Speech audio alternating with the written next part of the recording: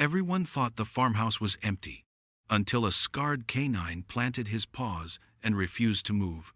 What he smelled beneath those nailed-down planks still haunts the town.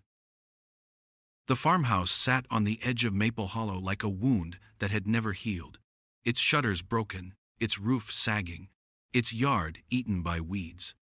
Deputies moved carefully through the rooms with flashlights, their boots crunching on glass and old plaster, but they found nothing. Dust filled the air, and every corner smelled of rot and mildew. It was the kind of place kids dared each other to sneak into on Halloween, and most of the officers were already convinced that this was just another dead end in a case that had already stretched too long. Still, Claire Donovan kept her eyes on her partner, a scarred German shepherd named Rex, because she knew he had never been wrong before. Rex moved differently than the others, his steps slow, his ears forward, his nose close to the ground. His body was a map of battles, scars on his flank, a torn ear that never healed straight, muscles thick with years of training and survival. He was not a dog who wasted energy. When Rex paused, Claire paused. When he pressed his nose harder against the floorboards of the old parlor, Claire felt her chest tighten. One of the deputies laughed nervously, saying the dog was probably chasing mice. Another muttered that the place was too old to matter anyway, but Rex did not listen to them. His nose traced the lines between the boards, his tail stiff, his hackles rising. Claire crouched beside him, whispering his name, and that was when it happened. The howl started low, a sound that seemed to rise from deep in his chest. It grew into something raw and unearthly, filling the farmhouse and making the deputies freeze in place. It was not a bark for attention or a warning growl. It was the sound of something ancient, a cry meant to shatter silence, a demand that could not be ignored. Rex threw back his head and howled again, his voice echoing through the empty rooms and into the night beyond. Claire felt the hair rise on her arms. She had worked with him long enough to know the difference between a routine signal and this. Rex was not just alerting, he was pleading. He was saying something was down there, something no one else wanted to see. She pressed a hand against the boards and felt a faint tremor, like air moving where it should not. The deputies grew restless, shifting their weight, muttering about wild animals, about nothing but dirt below. But Claire's voice cut through their doubt. "Get me a crowbar," she said, her tone sharp enough to silence them. Her eyes never left Rex. The dog had gone still now, standing guard over the spot, his amber eyes fixed on her as if waiting for her to understand. The farmhouse seemed to hold its breath. The wind outside rattled broken shutters, and the deputies exchanged uneasy glances. But Claire trusted the dog more than she trusted any man in that room. Something was hidden beneath their feet, and Rex had found it. The crowbar bit into the wood with a groan, each pull tearing at the silence that had hung heavy in the farmhouse for years. Dust swirled up in thick clouds, making the deputies cough and wave their hands in front of their faces. Claire kept her eyes on Rex, who stood rigid, his body taut like a bowstring, growling low in his throat as if every second wasted was too long. The boards had been nailed down in layers, as if someone wanted to make sure no one ever looked below. The deputies grunted and cursed under their breath, sweat rolling down their temples as they worked the crowbars deeper, splinters flying, until finally one section of flooring cracked loose with a sharp snap. The smell that rose was wrong. It was a mix of mold and damp earth, but there was something sharper beneath it, something that made the back of Claire's throat burn. Rex snarled, pressing his nose closer, his paws raking at the edges of the exposed hole. When the boards came up fully, the deputies froze. Hidden beneath the floor, buried under dust and lengths of heavy chain, was a square trapdoor. The surface had been painted and weathered to look like part of the foundation itself. Only the deep scratches on the metal hinges gave it away. One deputy muttered that it didn't make sense to seal a cellar like this. Another just stared, pale, gripping his crowbar tighter than before. Claire moved closer and brushed her hand across the iron lock. It was bolted from the outside. Whoever put it there hadn't wanted anyone escaping from below. Her stomach knotted as she glanced at Rex. His growls deepened, each rumble shaking his body, his claws scraping desperately against the wood, as if to dig his way through if no one else would. "Get it open," Claire said, her voice steady, though her heart was racing. The deputies hesitated, then obeyed, hacking at the lock with crowbars and hammers. The sound of metal striking metal echoed through the farmhouse. Then, from somewhere beneath, came a faint noise. At first, it sounded like wind, a hollow whistle pushing through old vents. But then it grew clearer, sharper, unmistakable, muffled cries. Every man froze. The cellar was not empty. Someone was down there. More than one. The cries rose, tangled together, some thin and weak, others frantic and urgent, all bound by the same note of fear. Rex lunged forward, barking wildly now, his body slamming against the boards, his nails scratching deep grooves as if sheer willpower could tear the door open. The deputies worked faster, their hands shaking as the heavy bolts finally snapped free. Claire dropped to her knees, prying at the vent grates with her bare hands, splinters digging into her skin. The voices grew louder, children's voices, choked and broken. Rex barked again, then pressed his muzzle against the gap, whining as if to tell them help had come. The farmhouse seemed to shift, the weight of its secrets groaning under the truth being pulled into the light. And for the first time in years, the silence was broken by something stronger than fear, the desperate sound of 31 children begging to be free. The hinges gave way with a groan, and the trapdoor lifted, releasing a rush of air so foul and heavy that every deputy recoiled. Flashlights snapped on, beams cutting through the blackness below, sweeping across stone walls slick with damp, and a dirt floor scattered with scraps of rope and scraps of cloth. At first it looked empty, just another forgotten cellar, until the light caught movement in the far corner. Small figures flinched at the brightness, shrinking back like shadows afraid of being erased. The deputies froze, not trusting their own eyes.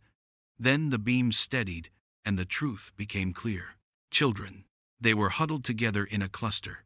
30. One of them, bound at the wrists, cloth tied across their mouths. Their faces were pale, streaked with dirt, some with bruises that spoke louder than words ever could. Their eyes blinked rapidly against the sudden light, wide and glassy, filled with terror that had lived in them too long. Not one of them cried out now, though muffled sobs rattled in the air. It was as if they had learned silence, as if the act of making noise had once brought punishment. The deputies were stunned, staring at the nightmare they had uncovered, but Rex was already moving. He leapt down into the cellar without hesitation, his paws hitting the ground hard. The children shrank back at first, startled by the sudden shape barreling toward them, but Rex slowed as he approached. His tail lowered, his ears flicked forward, and his amber eyes softened with a gentleness that came only from instinct. He pressed his nose against their bound hands, sniffing each one, pushing gently at the ropes, moving from child to child with a care no human could match.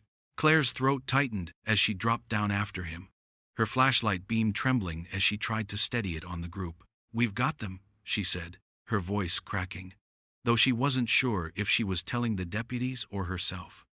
The youngest child, a girl no older than 6, peered up through tangled hair and trembling lips. Tears slid down her face as she looked, not at Claire, not at the armed men around her, but at the dog. Her voice came out muffled at first, then clearer when the gag slipped from her mouth. "The dog saved us," she whispered. The words cut through the cellar like a bell. Rex pressed closer to her, giving a low whine, his nose nudging her cheek as if to say she was safe now. Around them, deputies rushed to cut ropes and remove gags, but Rex kept sniffing, moving past the group, his paws scraping the dirt near the far wall. He growled deep in his chest, pawing at the stones. Claire followed, her light catching faint scratch marks etched into the wall, marks that looked fresh. The children clung to each other, whispering through their tears, but all eyes followed the German shepherd. He was not satisfied yet. He had found the lost, but he seemed certain that something more remained hidden in the dark. By morning, the farmhouse was surrounded by flashing lights and marked cars, the air thick with voices shouting orders, reporters pressing forward, and parents rushing to the barricades in desperate hope that their child was among the 31 pulled from the cellar. The cries of reunion rose one after another, some full of joy, others breaking with the pain of finding no familiar face among the rescued. Sheriff Hale stood on the porch, his hat in his hands, his expression grim.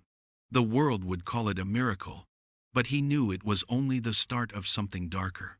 Claire stood beside him, her uniform smudged with dirt, her flashlight still hanging from her belt. She had not slept, not eaten, her mind still replaying the sight of the cellar every time she blinked. She could hear the children's muffled cries in the back of her skull, feel the way the youngest girl's fingers had clutched Rex's fur, as if he was the only solid thing left in her world. Reporters were already calling Rex a hero, snapping photos as he sat in the yard, but Claire knew his work was not finished. Rex would not rest. Even after the last child had been lifted from the cellar, after the paramedics had rushed them away, he kept circling back to the trapdoor. He would stand at its edge, nose pressed to the wood, ears flicking as if listening for voices only he could hear. His body trembled with tension, tail low but steady, every muscle strung tight. Claire tried to pull him away more than once, but he refused, twisting free to return again and again. Sheriff Hale noticed, his eyes narrowing.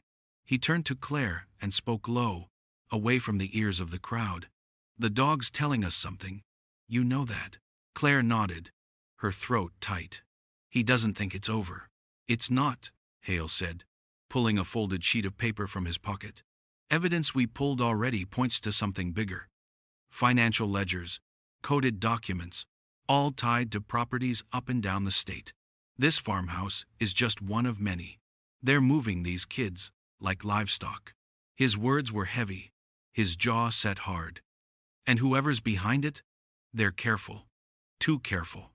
The words spread quickly through town, carried on the breath of reporters and whispered over diner counters. Parents clung tighter to their children.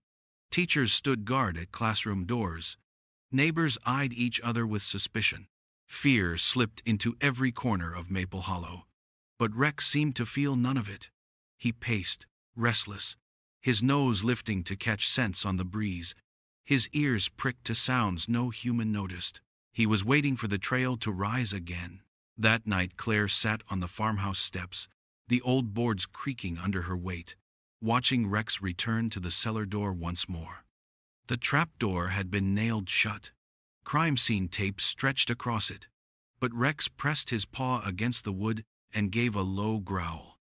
His amber eyes turned to Claire, steady and unblinking, as if to say he knew something no one else dared admit. The cellar had been emptied, but the shadows behind it had not.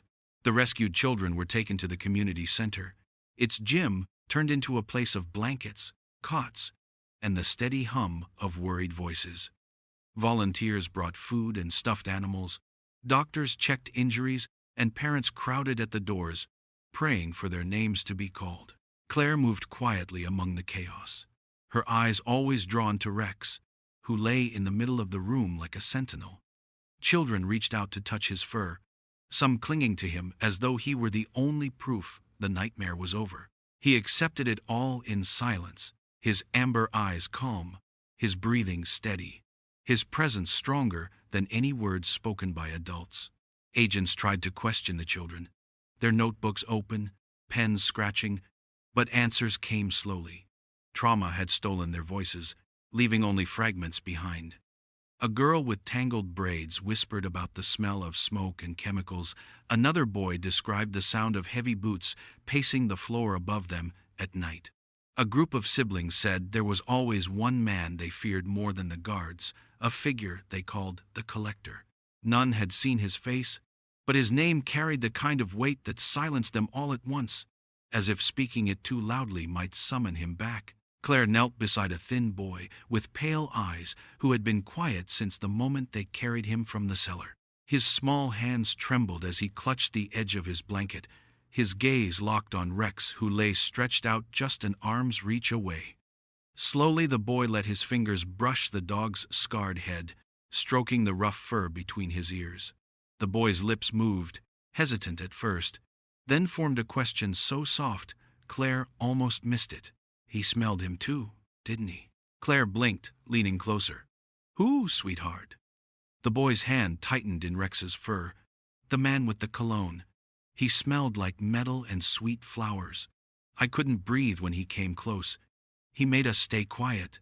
But the dog, he knows it too.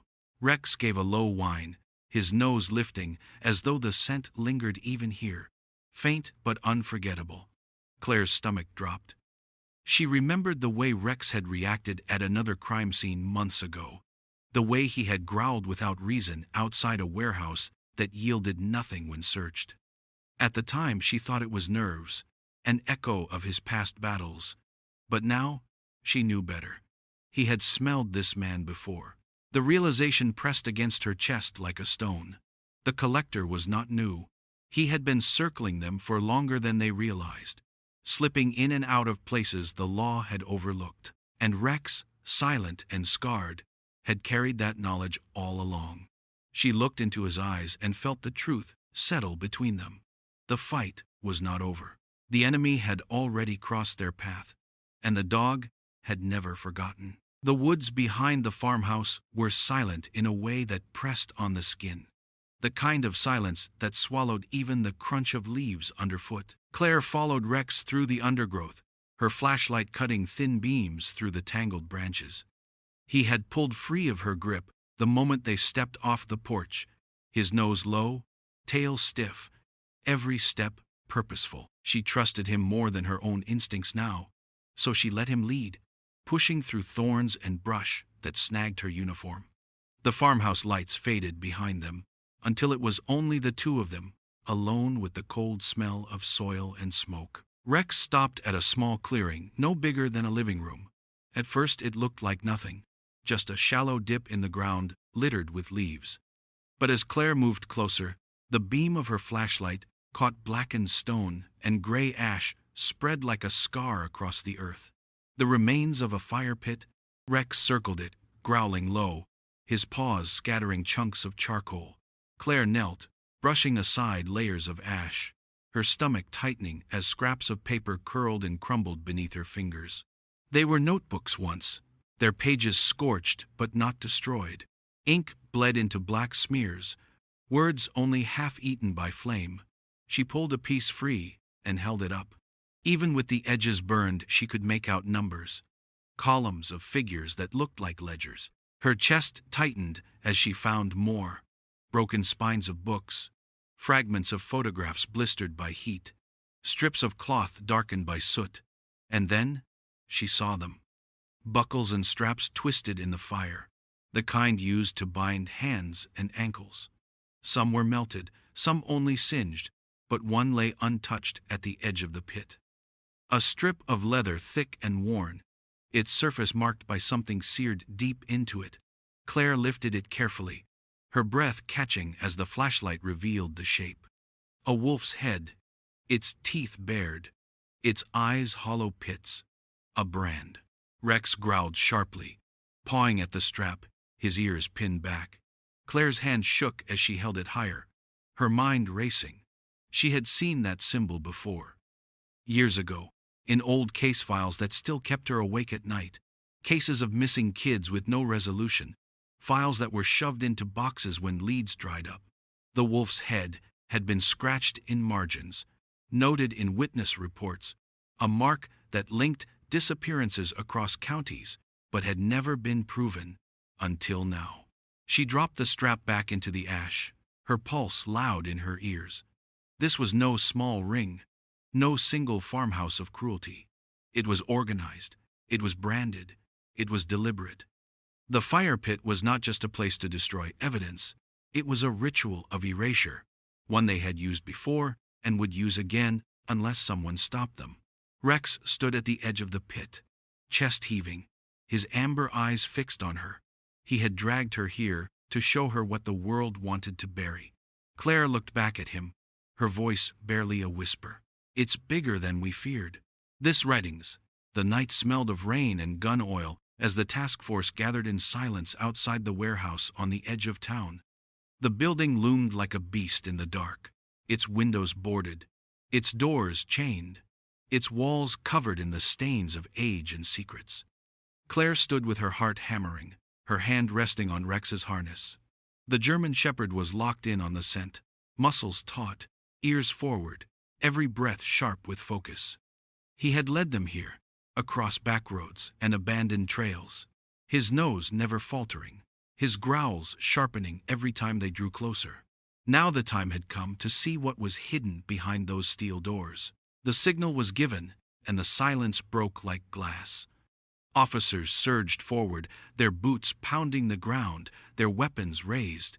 A ram smashed through the side entrance, and the warehouse exploded with sound. Shouts, gunfire, the screams of people who had been waiting in the dark. Flashbangs rattled the walls. Smoke poured into the air. Beams of light cut across the shadows. Chaos spread fast, the air thick with the smell of smoke and fear. Claire tried to keep Rex close, her grip firm on the leash, but the moment they breached the threshold, he tore free. He moved like lightning through the fog, his bark a thunderclap that cut through the screams. She shouted after him, but his instincts were stronger than any command. He had caught a scent more important than safety. He raced between crates stacked high, dodging bullets that sparked off steel, pushing deeper into the heart of the storm. Two children stumbled into the open, their faces pale, their small bodies shaking. Behind them, a guard raised his weapon, finger tightening on the trigger. There was no time for Claire to reach them, no time for anyone to intervene. But Rex came like a shadow with teeth. He slammed into the man with the force of a storm, his jaws locking around the gun arm, dragging it down just as the shot fired into the floor. The man screamed, thrashing, but Rex held on, growling deep, his body a shield between the children and death.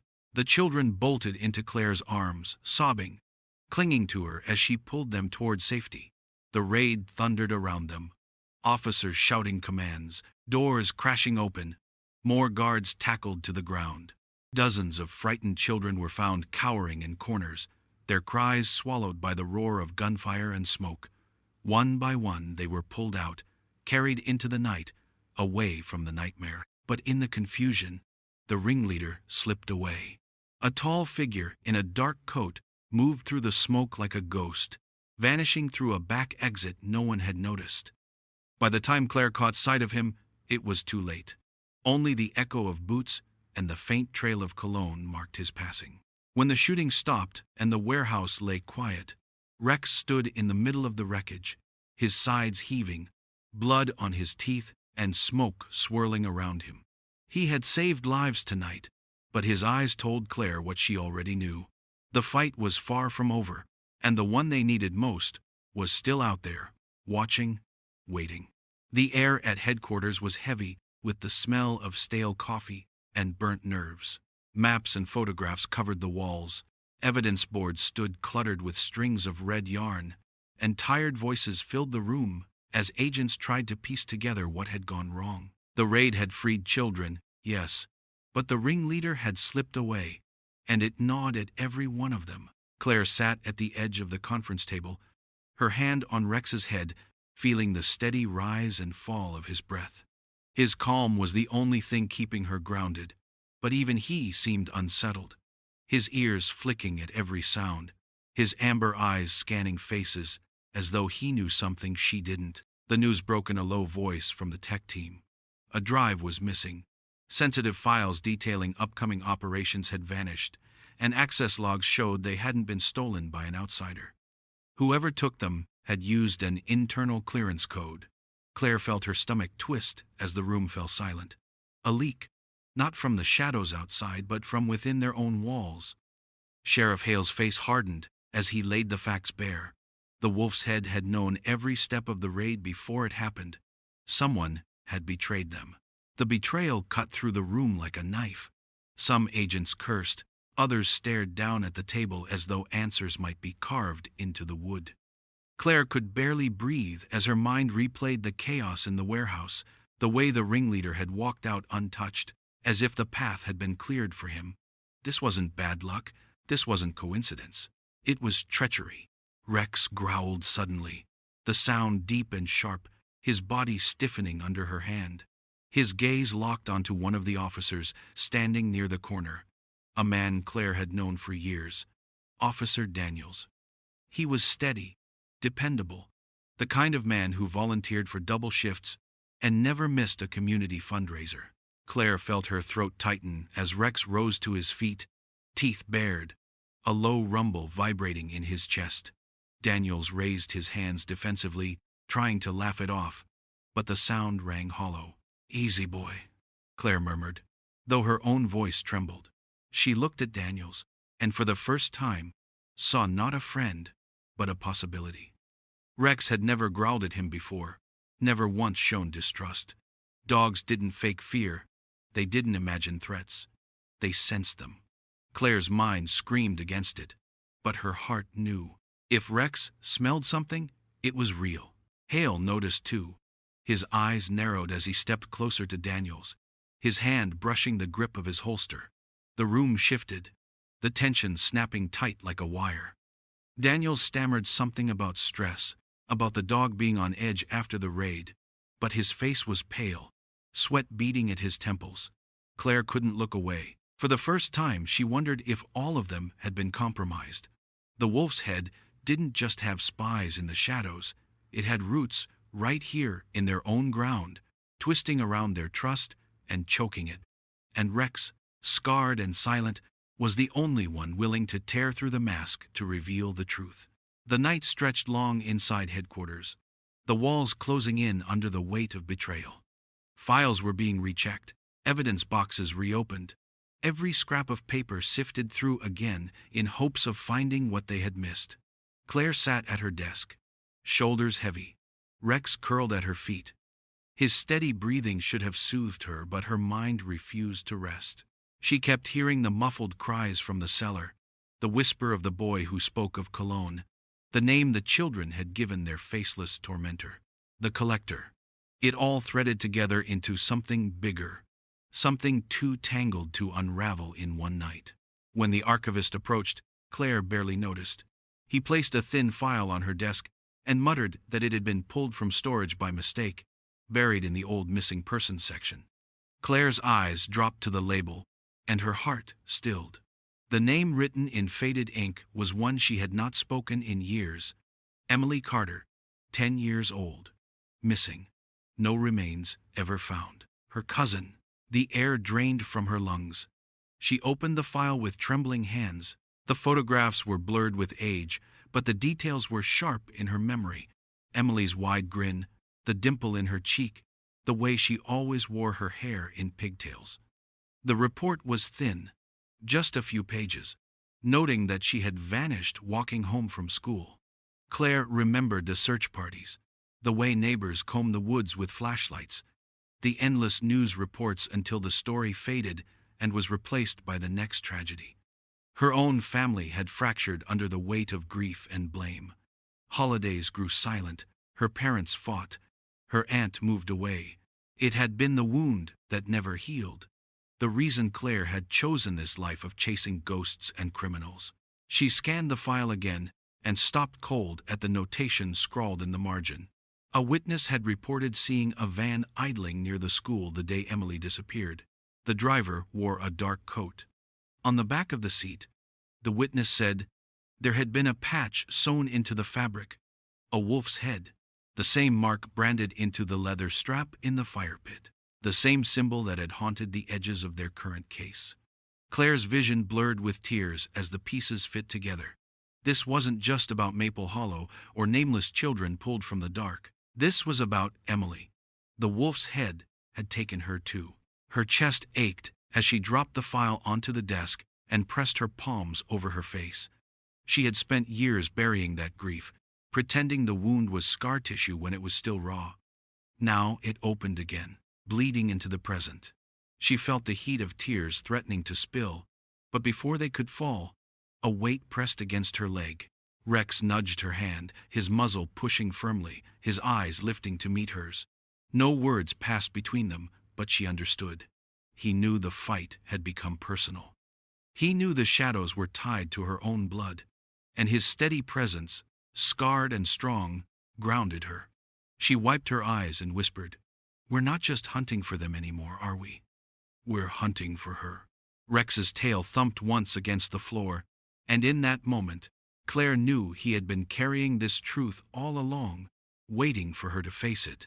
The night was sharp with the promise of rain, the clouds heavy and low, as the task force moved beyond the edge of town. Claire walked with her hand on Rex's harness, every muscle in her body wound tight, every breath drawn shallow. Rex pulled at the lead with relentless purpose, nose to the ground, ears twitching at scents no human could sense.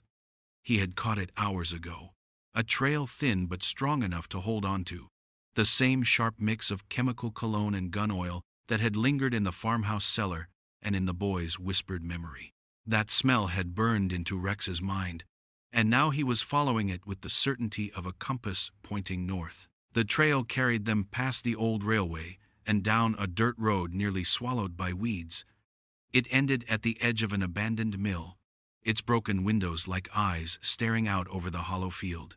The place had been empty for years, the roof sagging, the walls rusting, but Claire felt the hum of life inside. The faint glow of a generator leaked through cracks in the siding, and shadows shifted beyond the boards. Rex growled low, his body stiff as stone, and she knew this was it. The team spread out, weapons drawn, radios whispering directions. Sheriff Hale raised his hand, signaling silence. But before orders could be given, Rex moved. His bark shattered the quiet, echoing through the field like a warning. Then he lunged forward, dragging Claire with him before she could tighten her grip. The mill doors burst open, and armed men spilled into the night. Rifles raised, voices shouting in confusion. Gunfire cracked, and sparks leapt from the steel walls. Rex didn't falter. He charged through the line of guards, teeth flashing white in the dim light. One man swung his weapon, but Rex was faster, slamming into him with enough force to knock him flat. The rifle skidded across the floor, harmless now. Another guard raised a pistol toward the children screaming from below, but Rex clamped onto his arm before the trigger could be pulled. His growl filled the space, primal and unbreakable, giving the rest of the team precious seconds to storm through the doors. Claire rushed in behind him, shouting commands, her weapon steady as she pushed through the smoke and chaos. The team spread out, tackling guards, forcing them down, but she barely saw them. All she saw was Rex, moving through fire and shadows like he had been born for this. His jaws snapped, his body a blur of muscle and fury, and every strike he made saved another second for the children below. They forced the cellar doors open at last, prying through locks and chains, and the cries that rose from below were deafening. Children's voices, muffled but desperate, calling for light, for rescue, for hope. Claire's heart broke and hardened all at once. They were here. They were alive. And Rex had carried them to this place. As the last guard fell and silence claimed the mill, Claire dropped to her knees beside Rex. His chest heaved. Blood streaked his fur, but his eyes burned with fire. He had not waited for orders, because he had known there was no time. Every second mattered, and because of him, they had won another night against the darkness. The courthouse was silent when the children entered, the kind of silence that carried weight, pressing on every wall and every heart. The family sat close together, clutching each other's hands, the air heavy with the scent of fear and hope mixed in one. Reporters lined the back row, their pens ready, cameras hidden beneath coats, but no one spoke above a whisper. This was not a day for noise, it was a day for reckoning. At the defense table sat the man they had hunted for months, the ringleader who had called himself the Collector, his tie neat, his expression carved from stone. His eyes flicked to the families and then to Claire, a faint sneer curling at his mouth, but he did not hold her gaze for long. His stare shifted lower, to the dog at her side, Rex lay on the floor like a soldier at rest, his head raised, his eyes steady. The collector's sneer faded then, and for a moment his jaw clenched. The first child to testify was no older than 8. Her voice trembled as she spoke, her small hands gripping the edge of the witness stand so tightly that her knuckles turned white. She did not look at the man who had stolen her childhood. She looked at Rex. And when her words faltered, when fear crept back into her throat, Claire guided her down the steps and let her sit on the floor beside the dog.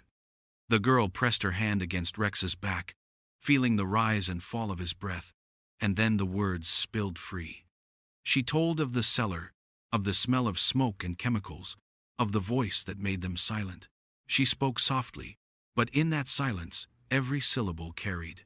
One by one, the children followed, each small voice built on the other, each story stitching a picture of cruelty and loss. Some cried, some clenched their fists, some whispered so low the jury had to lean forward to hear. But every time a child faltered, Rex was there. They reached for him instinctively, laying a hand on his fur, feeling his steady warmth. The dog did not move, did not flinch. He simply stayed, eyes calm, presence unshaken.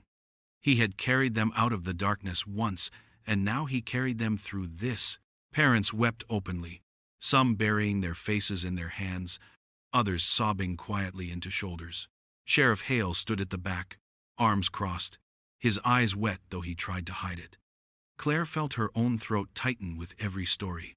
But she stayed steady because Rex stayed steady. He was the anchor none of them had words for. The collector tried to glare, tried to break through with his stare, but his power had bled away. The jury no longer looked at him. They looked at the children, at the scarred German shepherd lying on the courtroom floor, at the truth written not just in testimony, but in the way a dog could give back courage to those who had been silenced. When the judge finally called for recess, the jury members sat stiff, their faces pale, their hearts already turning.